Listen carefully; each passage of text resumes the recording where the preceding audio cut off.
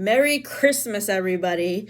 So, today I'm here to just do a brief mini haul of what I got for Christmas. I'm not going to show you everything, but I'm going to show you a couple of books that I got, talk about the progress on my TBR, and then show a couple of miscellany things that I got for my office because that is the room in my house I am in right now.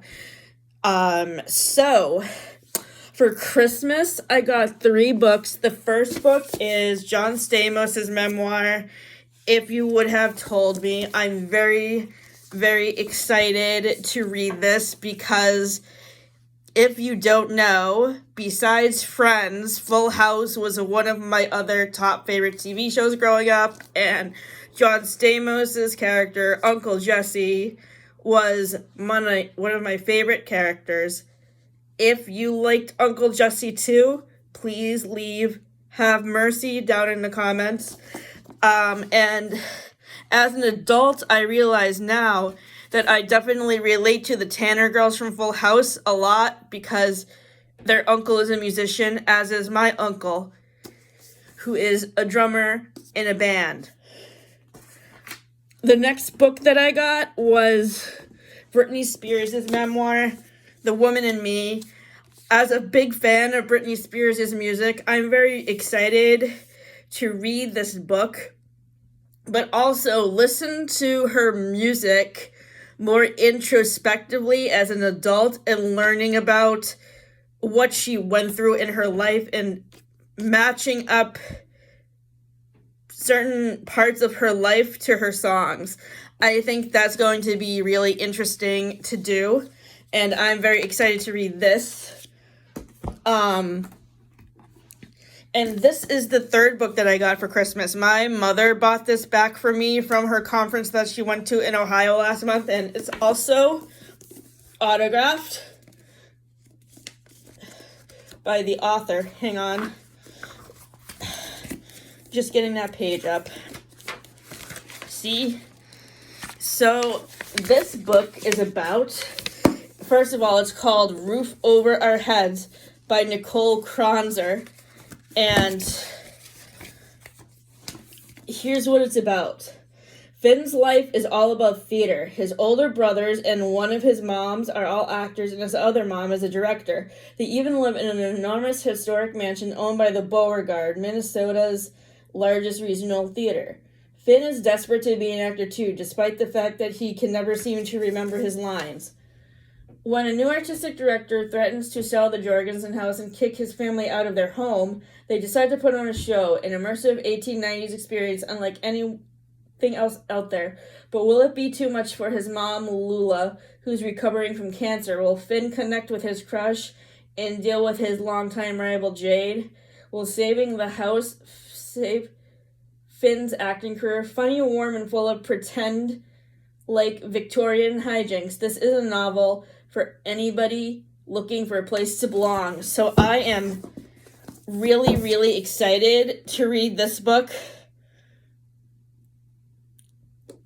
One of the reviews on the back says, a fight song for theater kids, perfectly capturing the need to belong while exploring what strings tie us to family. Readers will root for Finn in this beautifully crafted story that digs deep at how performative lives can feel sometimes. Delightfully funny and genuinely sweet, the story of family, theater, love, and history will make you smile for a long time after closing its pages.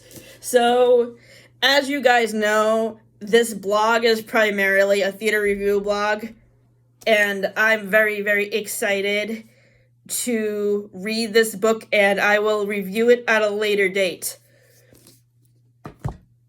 So, some updates on my TBR for December and January. The books that I have finished are 19 Minutes, Panarisi, Atalanta, which I don't have here, and The Bodyguard, which I also don't have here, but you guys already saw the cover of that book in my last video that I posted earlier today. So, I just finished 19 Minutes last night. I finished it during the commercial breaks when we were watching Home Alone. And I don't want to spoil this because my friends and I are going to be discussing it in February over Zoom.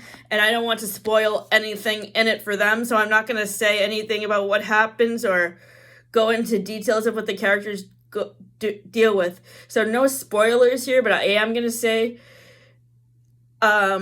because of what happened in Lewiston earlier this fall, I can see why my friend might have picked this book because, I mean, it's about a school shooting. And Jodi Picoult's writing is pretty powerful, and she does a really good job of capturing the emotions of the various characters, from the bullies to the kid who's the shooter to the mom of the shooter. So this book is really good. I mean, all of Jodi Picoult's books are excellent, and they're all very powerful in their own way. The next book I finished is Piranesi by Susanna Clarke. This is a mythology romance novel that's set during Greek mythology, and so is the other book I just finished, Atalanta.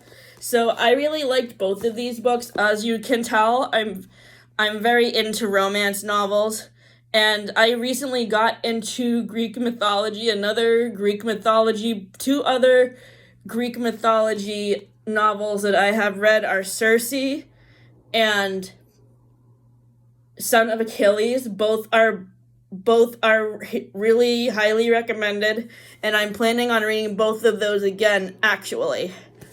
So those will probably be on my TBR for March, because in February I'm mostly reading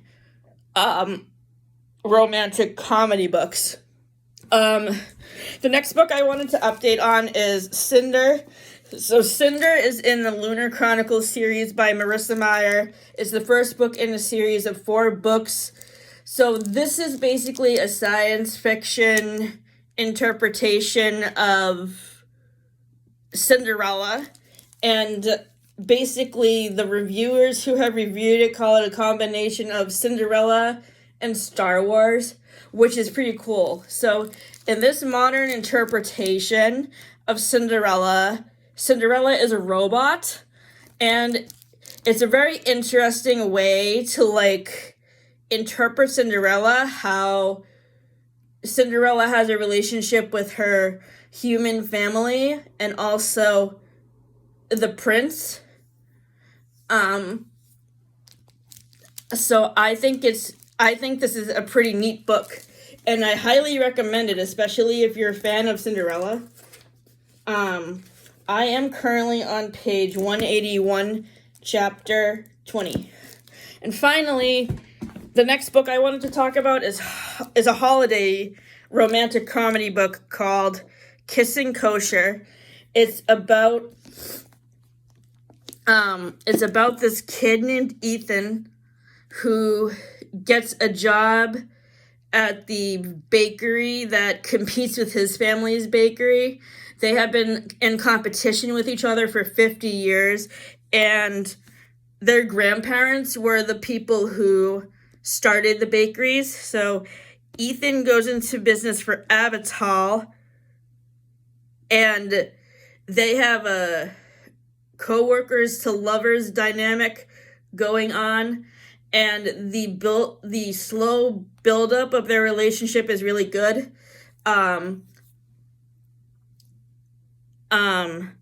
Avital also suffers from chronic pain, and that adds another layer of sincerity to her relationship with Ethan, because Ethan helps to take care of her medical issues, and they're just a really sweet couple. I would definitely say that they are right up there with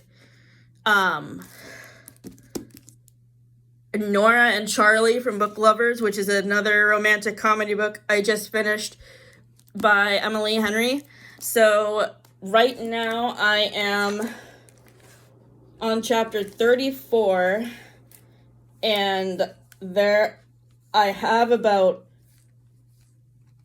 a little over 100 pages left, so I should be done with this book by tomorrow or Wednesday, I'm hoping. So that's my... Oh, and then for miscellany presents, first of all, this was one of my Christmas gifts, the pants and the sweater that I'm wearing. And then I got this password book. I got this calendar. And Matt and I also got another calendar for my in-laws. And then I got this password book, which will come in handy because I always tend to forget all of my internet passwords. And my new planner for next year to write down all of my appointments. So, again, if Uncle Jesse was your favorite character on Full House, have mercy in the comments. Please share what's on your TBR with me. What books would you recommend? If you follow me on Goodreads, please feel free to share your thoughts on the books that I'm reading, if you're reading them too, or the books that I've finished, if you've read them, because I would be more than willing to talk about them with you. So I hope everybody has a good Christmas, and I will see you all later. Have a great night.